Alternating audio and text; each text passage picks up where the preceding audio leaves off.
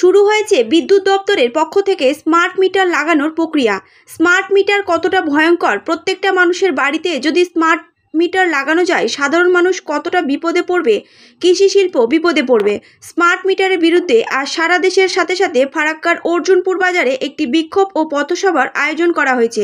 এই সভায় উপস্থিত ছিলেন CITU এর ব্লক সম্পাদক কমরেড দিলীপ মিশ্র, সভাপতি কমরেড মোজাফফর হোসেন, উত্তর এরিয়া কমিটির সম্পাদক মেহবুব শেখ, দক্ষিণ এশিয়া কমিটির সম্পাদক রফিকুল ইসলাম, যুবনেতা ফিরোজ জাহাঙ্গীর, হিমাংশু শেখর সাহা।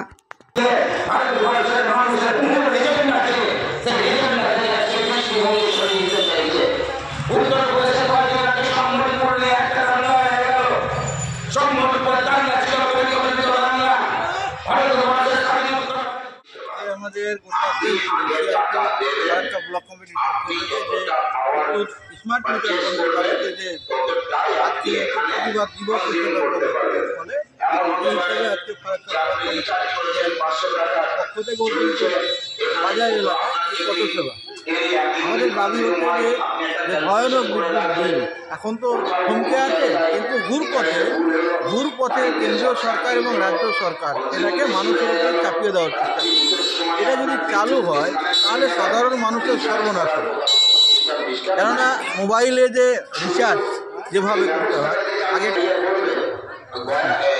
মোবাইল রিচার্জ যেভাবে করতে হয় টাকা দিয়ে, ওই কায়দায় এখন হচ্ছে যে স্মার্ট মিটার লাগাতে শুরু করেছে অফিসে, যেগুলো সরকারি অফিস আছে সেখানে। এবার পাবলিক বাড়িতেও এটা হবে, যদি হয় তাহলে মোবাইল রিচার্জের মতো আগে টাকা লাগবে, তারপরে দেখা গেল আমার টাকা শেষ, তাহলে আমি রাত্রেবেলা অন্ধকারে থাকবো, সাধারণ মানুষ অন্ধকারে থাকবে। এটা দিনের বেলা একরকম বিল, রাত্রেবেলা একরকম বিল। ভয়ানক একটা অবস্থা দেশে হতে যাচ্ছে। আর এটা যদি হয়ে যায় তাহলে তো এত কর্মচারীর দরকার হবে না। তাহলে যারা কাজ করছিল, এখন বেকারত্ব এমন করে বাড়ছে, কাজ নেই বেকারের হাতে, ফলে যারা কাজ করছিল ওখানে তাদের কী হবে? তারপরে কৃষিকাজের সঙ্গে যুক্ত যে বিদ্যুৎ, তাদের কী হবে?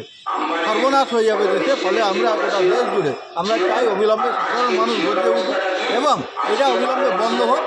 কেননা যদি এই স্মার্ট মিটারের নাম করে বাড়িতে বসাবে 15 থেকে 20,000 টাকা স্মার্ট মিটারের জন্য নেবে। তারপরে হচ্ছে যে মিডিয়াকে এরা ব্যবহার করছে, এমন করে দেখানো হবে যেমন গ্যাস, রান্না গ্যাস, যে ভর্তুকি যেটা আছে নগদে দিয়ে দেওয়া হবে, ভর্তুকিটা নগদে দিয়ে দেওয়া হবে। এটা হয় তাহলে কিছুদিন পরে এটা হবে গ্যাস যেমন 450 টাকা ছিল, এখন হচ্ছে 1200 টাকা।